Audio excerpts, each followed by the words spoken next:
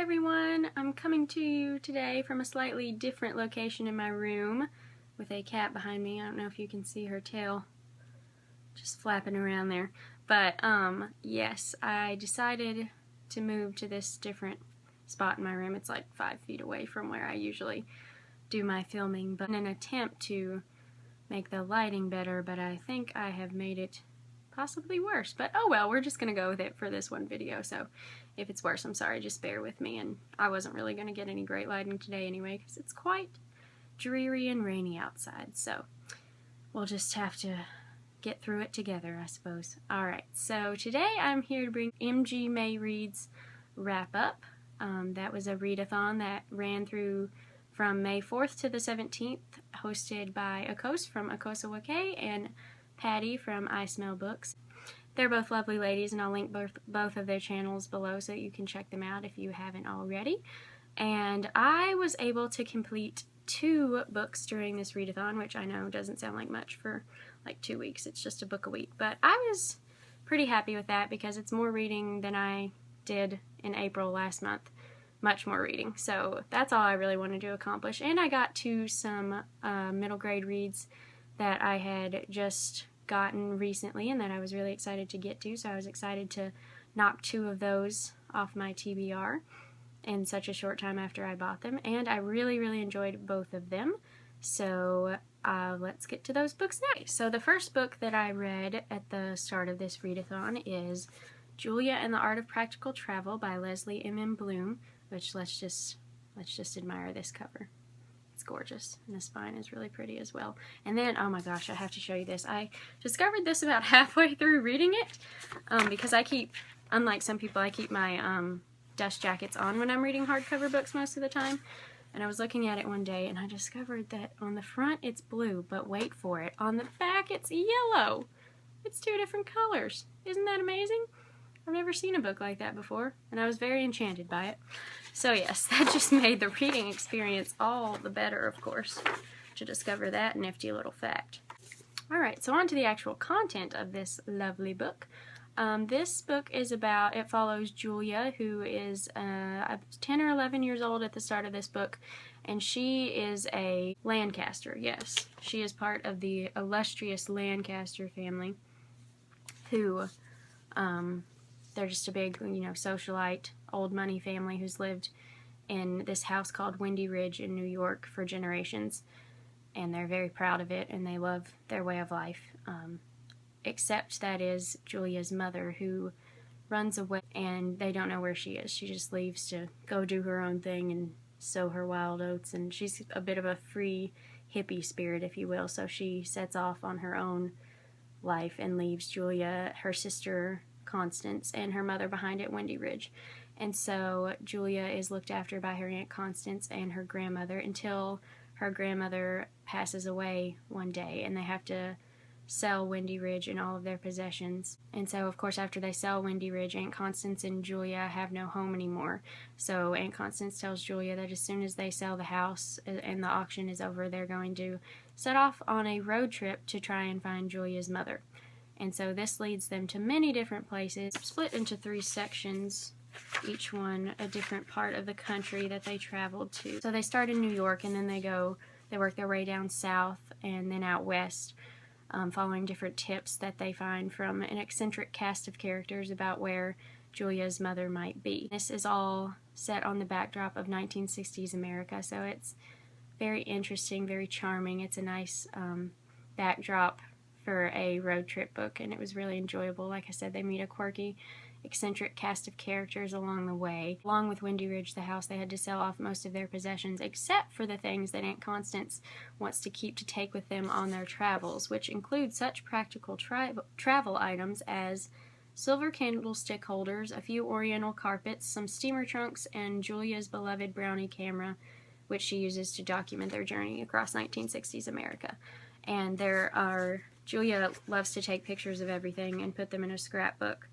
It's her main hobby. And so these pictures that she takes, these photographs, are sprinkled throughout the text. And it just adds a nice element of depth to the story and richness, and just, it's nice to see some of the things that she's seeing throughout the story as they're described by her, you get to also see pictures. So that's really nice, and I think it really adds something special to the story. I loved this book. I gave it 4 out of 5 stars. A charming, kind of quirky read. The characters were so lovable, from the main characters of Aunt Constance and Julia to all the characters that they meet along the way across their journey of America. And they were all really, I felt like they were all really fleshed out, and you could tell each one had a distinct personality, even the side characters. And I think that's something that's really important to the enjoyment of a story, especially a middle grade story. Sometimes the characters of, well, mainly the character of Aunt Constance could be a little annoying at times because she is a little bit snooty because of the way she's been brought up, but you learn pretty quickly that she means no harm by it. It's just the way she is, and she can't help it. She's not a bad person. She's just a little, you know, snooty at times due to her upbringing, but like I said, she means no harm by it, and she really is good at heart, and she's trying to do what's best for Julia and take care of her the best way that she can, since she's her sole guardian now. And it was just a really heartwarming story. I loved the ending. The way it wraps up is very cute and satisfying. It's just a perfect American road trip book. I really liked that element of it. It just adds so much texture and depth to the story, to get to see them travel through all these different places, and Julia have all these experiences, especially at her young age of 11. She gets to experience and see so much, and that's really great to see. She's a great character. She's very witty and outspoken, and she's not, unlike Aunt Constance, she is not held back by, you know, the proper way of saying or doing things or having, you know, the right manners. She just gets right to the point and tells you how it is. And so that was really nice to see. It was a really nice contrast to Aunt Constance's character, to have her be that outspoken, brash little girl. Leslie M. Bloom's writing style is really great, and I can't wait to pick up some more of her books. Overall, this is just such a dreamy, perfect summer read. I think it's fast-paced and it's really enjoyable. I would really recommend this to anybody that enjoys middle grade. And then the next and last book that I completed for this read-a-thon was The Cats of Tanglewood Forest by Charles DeLint, with illustrations by Charles Vess, and I absolutely loved this one as well. It, like I said in my haul video I showed, it's illustrated in full color all throughout, and it's just absolutely gorgeous. I love some like full page, 2-page layouts like this. Like, it's gorgeous, absolutely gorgeous. I love the colors and tones that he uses. I just think it's absolutely gorgeous. It's a beautiful book. It's very well manufactured and put together. And besides being a beautiful book, its insides are just as beautiful. This is a book about Lillian Kindred, a little girl who lives on a farm on the edge of Tanglewood Forest with her aunt. And she is a very free spirit. She just likes to, after she does her chores every day, she likes to go and explore through the forest and interact with the wild cats that live there and all the other animals. She hopes includes fairies. She tries to search for fairies and find and interact with them all the time, but she hasn't had luck thus far at the beginning of the book. And one day she is chasing a deer through the forest, running with him, just getting a little exercise, and she stops and decides to take a nap under this tree, and she gets bit by a snake, and the wild cats, who are magical cats of course, decide that they can't let her die, so they transform her into a kitten so that she can live. And then her adventures go on from there, and she meets a lovely cast of human and animal characters throughout the forest as she tries to figure out how to back into her own body and how to deal with the trials and tribulations and challenges that come from the process of trying to do that. So that's all I'm really going to say about the plot, because I just think it's more fun to discover along with Lillian what's going on and what's going to happen. But I really enjoyed this book as well. I also gave it 4 out of 5 stars. I could choose just one word to describe it. I would say atmospheric, because it really just pulls you into the world of the story. It's set, I don't think it's necessarily set in like a historical time period. It doesn't say, you know, like this was back in the 1900s or 1800s or anything like that, but it definitely has that kind of otherworldly feel to it. Obviously, set a more rural area, because Lillian lives on a farm, and it's one of those situations where everyone around them lives on a farm as well, and they are all it's a very small community, very close-knit, and they all live far from town, so of course they all help each other out and are good friends and are good neighbors to each other.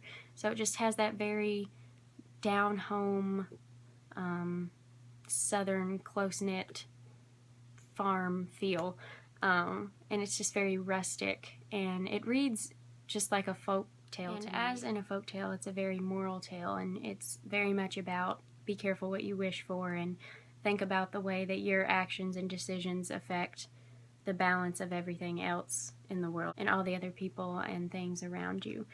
And it's very much about how everything is connected. We are all connected to one another, and we are all connected to the world around us. We are all part of one big whole. And so I very much enjoyed that as well. It had a very folksy feel to it. It's very, it's just a homely, cozy tale. I don't know if that makes any sense, but while I was reading it, I just felt so engrossed in the atmosphere of the story, and I just felt, I don't know, like I was reading it in an old farmhouse, sitting by a fire, wrapped up with a blanket, you know, knitted by my grandmother or something, just reading this book. And yeah, that sounds kind of silly, I'm sure, but what I'm trying to say is it has a great atmosphere, and I really enjoyed it. And if you love, you know, fantasy, magical realism reads like this, adventure stories in middle grade, if you love cats, definitely give this a try. There's a bunch of cats in this. If you like foxes, there's a very nice fox character who I loved very much. It's a wonderful cast of characters. It's very folksy and atmospheric, and if that sounds at all engrossing to you, then I would definitely recommend you pick this up. So those are the two books that I read for the MG May Reads Read-a-thon. I really enjoyed participating in this read-a-thon. I'm very glad I did, and I hope that Akoss and Patti might make it an annual thing, because I would definitely love to participate again next year. And I will, like I said, I will link those two lovely ladies' channels down below. So that is all I have for you today, and I will talk to you guys in my next video. Bye!